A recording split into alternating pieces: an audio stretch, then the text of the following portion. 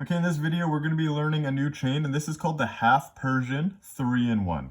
And again, we call it a 3-in-1 because we have 3 rings going through every single ring that's on this chain. And it's called a half Persian because you can see the kind of shape it makes. We can see one half of it goes towards the outside, right? We see this kind of curved outside shape. And if I flip it over, we're going to see this kind of inside shape. It looks more like a V. So this is why we kind of call it a half Persian, because it's like half of a box or half of a chain. And we like to usually lay it out flat like this. This is usually what we would consider the outside. And this can be good for bracelets. It can be good for wrapping around objects because we kind of have this V shape that likes to hold on to the sides of something. Okay, so let's go ahead and learn how we do this. I'm going to be using 2 different colors just so we can see better what I'm doing. Half of them are going to be closed, half of them are going to be open. Now, starting this chain is probably the hardest part, and as soon as you start it, it becomes very, very, very easy. So you just got to be careful not to jostle your chain around in the starting phases. So first step, put 2 closed rings on an open ring and close. All right. So now what we're going to do is if you grab the 2 outside rings, in this case I'm using blue, if we grab the 2 blue rings, push them together so they overlap and kind of create this like Venn diagram shape, right? If you ignore this red ring that's just kind of floating in there, we create a Venn diagram, just like that.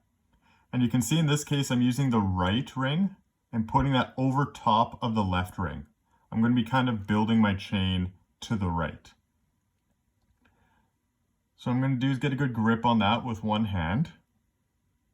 I'm going to take an open red ring and I'm going to go in between the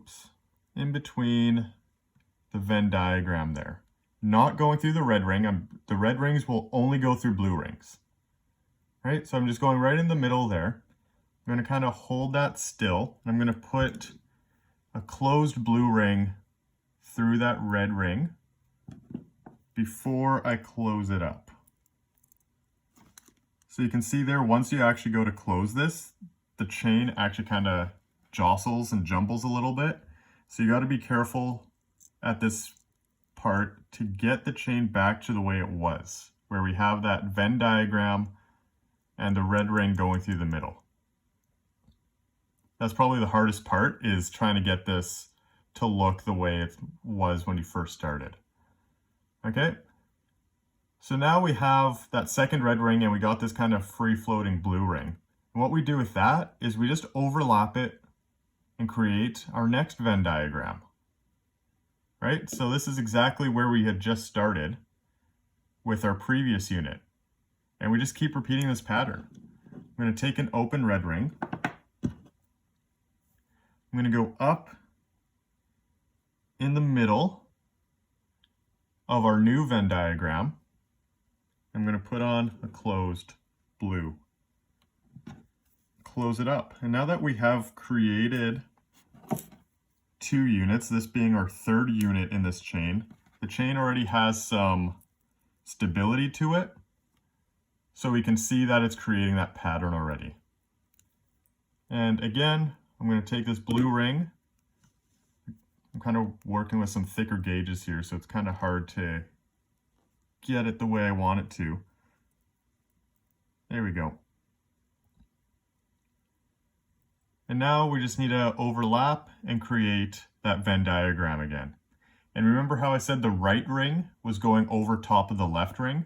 We got to make sure we're doing that every single time. So the rightmost blue ring is going over top of the previous one, the left one. So if we do it underneath, we're going to ruin the pattern of the chain and it's not going to look right. So we want to make sure it's going over top every single time.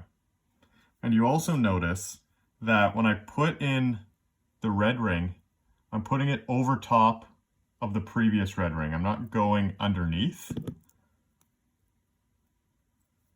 right? I'm not going from the bottom part of it Otherwise, this would look wrong as well. You can already see that it's causing some issues. So we want to make sure it's going above.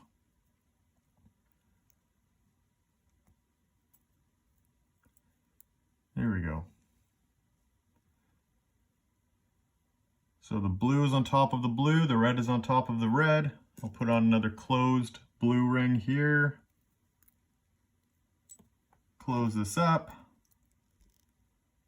If I apply some tension, we can see I'm following the same pattern all the way through. All the new reds are on top of the old reds. All the new blues are on top of the new blues. Okay, let's get this back on top. You can see the thicker the wire gauge you have, the less room there is for them to move. But the thicker the wire gauge, the tighter the end result will be with your chain, so it doesn't look very loose. Okay, so I'm just going through the middle again. New closed ring on, close it up. And you just keep repeating that pattern over and over again, and then we're going to get something that looks like this.